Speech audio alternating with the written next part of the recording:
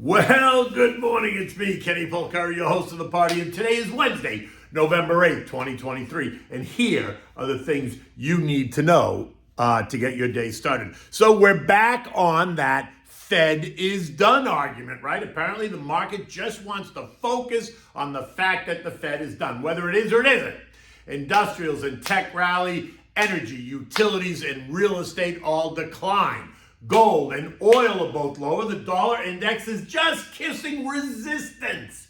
Sounds like a lot of noise to me, which is exactly why you need to stick to the plan. And what do we have for dinner tonight? Well, the holiday season is now upon us. So try the Italian wedding soup. Such a perfect dish for the holiday season. Okay, look, it appears that the market is once again in the mindset that the Fed is done and the only direction for rates to go is down, not up. Or is it? Now, while the Dow gained 57 points, the S&P gained 12, and the NASDAQ jumped 121, we did see weakness in the Russell. That was down 5 points, and the transports gave back 65 points. And if you take the S&P equal weighted index, which is the SPW, you'll see some underlying concern there as well, as that also was lower by 12 points. Tech, the XLK was up 1.1%. Consumer discretionary up 1.1%. Communications up 0.6%. All sectors that respond directly to a change in rates, right? They all showed strength, and that supports the Fed is done narrative. On the other side, we saw weakness across the balance of the broad 11 S&P sectors, suggesting that maybe they're not done. Real estate, XLRE, a sector that lives and dies by changes in rates, lost nearly 1%. Basic materials lost 2%. Utilities lost 0.8%. They have an inverse relationship with rates. Capiche? Now, these were amongst the biggest losers. And then we had metals and miners. They also gave up 2%. And that move suggests that the recession is pretty damn close. And when it hits, we can expect the Fed to cut rates. And speaking of cutting rates, did you see the latest Guggenheim commentary? They expect the Fed to cut rates by 200 basis points. That's 2% in one move in order to blunt the damage that the coming recession is going to inflict. Now, just think about that, what that would mean to the markets. Wouldn't that just scream like WTF? Would that support the idea that the Fed is in control or the idea that they have lost control? It's all food for thought. So just start thinking about who's in charge and what a move like that would mean. Energy, the XLE lost 2.2% on the back of a Barron's.com article calling for investors to take profits. And the headline says it all. Oil stocks had a great run. Now it's time to sell. Right? There's nothing unclear about that headline. The article goes on to say that, yes, the government pumped trillions of dollars into the economy while the Fed kept rates ultra low. And that helped fuel the surge in energy and oil higher from $25 to $93, where it found long-term resistance. And then we got the Russia-Ukraine war. We now have the Israeli-Hamas war, along with other geopolitical tensions in other parts of the world that all have the ability to limit the supply or disrupt supply as reasons for oil to go higher. But the author, Mr. Sonnenschein, he says that while worse news could send oil higher, it would take a significant surprise on either front to send oil prices up and through that $93 a barrel. Now, just FYI, this flies in the face of what street analysts who are calling for $100 oil in 2024 and even higher in 25, as well as the Saudis who have raised their energy and growth demand calculations. His argument is that inflation is the priority, and central banks around the world will do whatever it takes to slow global demand, and when they do, then you're going to see oil tank. See how I did that? Oil and tank, right? Pretty good, right? Now, well, here's the thought. If global central banks slow the economy, it's not just going to be oil that tanks. Now, all of this, even as 3 Fed members directly challenge this thinking. Minneapolis' ｃｈěǒpolical telling us that we have yet to win the fight against inflation, and the Fed will need to consider tightening more if needed. Then you got Chicago's Austin Goolsbee saying that the Fed will not pre-commit to a decision on rates. And while that doesn't sound like he said they're definitely going higher, the tone also suggests that they're not going lower. Now, they were joined by Fed Governor Moshe Bowman, who continues to think that the Fed will need to raise rates higher to contain inflation. But she did acknowledge that the jump in yields recently is leading to tighter financial conditions overall. Then you had Governor Chrissy Waller, right? He's taken the contra side to this argument. And while not saying rates are going lower, he did add that the surge in yields has been nothing less than an earthquake for the bond market. Well, yes, that market did see a swift 8% move lower on top of the negative 10% that it was already down on the year. But Chrissy, I have to tell you, that was an earthquake a month ago. But if you notice, the bond market has in fact rallied substantially since that quake happened, sending yields lower. The TLT, the 20-year bond ETF, is up 7% in the last 2 weeks. Yes, it's still down 11% year to date, but the recent move higher suggests that earthquake is over, at least for now, and that rates may have topped out. And to further suggest that traders think the Fed is done, look at what gold has done. It has also lost ground, right? It's been losing ground, but it lost ground yesterday as well, on the idea that the two wars in the world will not escalate and that the geopolitical tensions and situations around the world will continue just to simmer and not boil over. Gold lost $15 yesterday. It's down another $5 today, trading at $19.67 an ounce. Now, gold rallied 10% on the Hamas invasion, and the subsequent response has now given back 2.5% of that 10% move. Remember what I keep telling you. Geopolitical situations cause short-term chaos, but rarely price stocks or commodities in the longer term. But it does create longer-term opportunities when the chaos happens. Now, the dollar index, the DXY, is that telling us something different? It bounced around between 105.80 and 170.20 over the past month, right?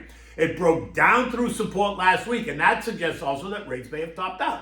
But it is struggling to take back that lost ground, and is right now kissing trendline resistance at 105.77. A failure to pierce it will further support the idea that maybe we've seen the high in rates, while a push up and through leaves open the possibility of additional rate hikes. All I'm saying is it sounds like there's a lot of noise out there, and there is, which is why I say use your long-term investment account like a long-term investment account. Stay focused, stick to the plan. This isn't a circus. Although at times it feels like a circus, use your Mad Money account as your circus money. Now, the VIX continues to tease at the 13-15 range, and unless we see a spike up in the VIX, then I expect the markets are just going to churn, not collapse, but not move significantly higher either. I think they're just going to churn right in here as they continue to try to figure it out. Now, this morning, U.S. futures are doing, guess what? They're churning. Dow futures are up 12, the S&P's down 1, the Nasdaq is down 8, the Russell's down 3. Eco data today includes mortgage apps. They've been down for 6 weeks in a row. What are they going to tell us today? Is it another negative number? Tomorrow brings us initial jobless claims and continuing claims, both expected to be up. Small, but they are expected to be up, something the Fed wants to see. We will also get the University of Michigan sentiment survey and the inflation expectations for not only 1 year, but also for 5 and 10 years out.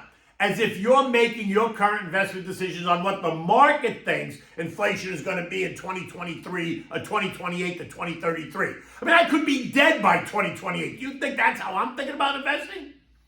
Next week, it's a week to watch. That's when we're going to get the latest inflation reads on both the CPI and the PPI. So sit tight, because this story is far from over. Now, it's a big week for global central bankers as they all try to jawbone the market. Now, jawboning is when someone in a position of authority tries to persuade you or pressure you into thinking the way that they do.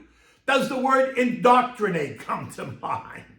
Anyway, today we're going to hear from Bank of England's Andy Bailey, New York Fed President Johnny Williams. Tomorrow brings us a cast of characters. Bank of Japan summary on options. Bank of England Chief Economist, Fed Chair J.J. Powell, Atlanta's Rafi Bostic, Richmond's Tommy Barkin. And then ending the week on Friday, we have ECB President Christine Lagarde, Dallas Fed President Lori Logan, who, by the way, is also calling for higher rates. And again, we're going to hear from Atlanta's Rafi Bostic, because that guy can't get enough of the cameras. European markets are also churning in line. None of them doing anything special. A deluge of earnings reports hitting the tape today, and your Eurozone retail sales are due out at any moment. The S&P closed at 4378, up 12 points yesterday, remaining just on the north side of the trend line, with resistance only 25 points away at 4402.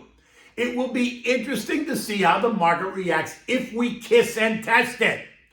Will we pierce it, or will we fail once again, sending the market lower before I think we get that year-end rally, which I think will only take us back to here where we are. Now, if we pierce it, then watch as the algos go into overdrive, flooding the markets with all kinds of buy orders, sending indexes higher because of that technical breach, right? And if we fail, then the markets are going to churn. And then maybe they're going to test support down to 4340. And if we hold that, then we'll continue to churn in that range, right? The 4340, 4400 range. If we fail at 4340, then guess what? Watch as the algos go into overdrive, sending wave after wave of sell orders into the markets. In any event, it's always exciting. And investing is not for the faint of heart. You need to get comfortable with being uncomfortable, and you need to have a long-term goal in mind. Call me to discuss. I'm happy to have that conversation. Okay, so what do we have for dinner tonight? Well, it's holiday season, and this is a great dish to have around the holidays as a first course. It's the Italian wedding soup. And whether you're Italian or not, it's a great dish, right? So you should consider this as a first course at your holiday dinner. Now, this is just in case you don't want the raviolis, because in an Italian household, we could always have raviolis as a first course as well. Now, it's a great soup to make. It's full of veggies and tiny veal meatballs, and it's soon to become a family favorite. So for this, you need two things, right? So let's do the meatballs first. You need 1 pound of ground veal.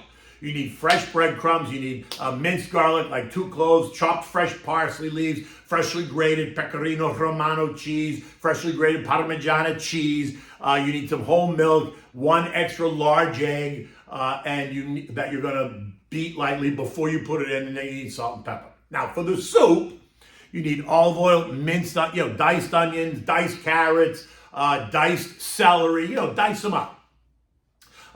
You need chicken stock. You can use chicken stock that you buy, or you can use homemade chicken soup, because that's always better. But if you don't have it, use the chicken stock. You need 1/2 cup of dry white wine. You know me, Pinot Grigio Santa Margherita. You need 1 cup of tubettini pasta. That's a tiny, tiny bit of pasta. You need fresh baby spinach, washed and trimmed. And then you want to preheat your oven to 350 degrees. We're going to make the meatballs. Put the ground veal, the breadcrumbs, the garlic, the parsley, the pecorino, the parmesan, the milk and the egg, and salt and pepper in a bowl, and now combine it. Now, using a teaspoon, you're going to make these small little meatballs. They're tiny little meatballs. You're going to put them on a sheet, a baking sheet with parchment paper. Stick them in the oven. You should have about 40 meatballs. You want to cook them, bake them in the oven, for about 30 minutes, right? Take them out, set them aside. In the meantime, you want to make the soup. So heat up the olive oil, add in the onions, the carrots, the celery. You want to saute that 5 or 10 minutes, until they kind of start to get soft, right? Just keep moving them around. Don't let them burn. Now add the chicken stock and the wine, right? Put enough in there to serve the amount of people that you're having. Bring it to a boil, and then turn the heat down to medium. And let it cook for 15 or 20 minutes. And then if it starts to boil away, just add more chicken stock. Now, when you're ready, you're going to add the pasta directly to the broth. You're going to cook for 6 to 8 minutes until the pasta is nice and, just al dente. But it's tiny, so it'll cook fast, right? Don't use a lot of pasta, because the pasta sucks up the soup. So put enough in that you still have a soup and not kind of a dry dish. Now you're going to add the meatballs to the soup. Let that simmer just for 1 minute. Taste for salt and pepper, adjust. And now you're going to stir in the spinach, and stir it around until it wilts. Once it wilts, it's ready. You're going to serve this in warm bowls. You're going to serve it to your guests. You're going to have extra fresh grated cheese on the table.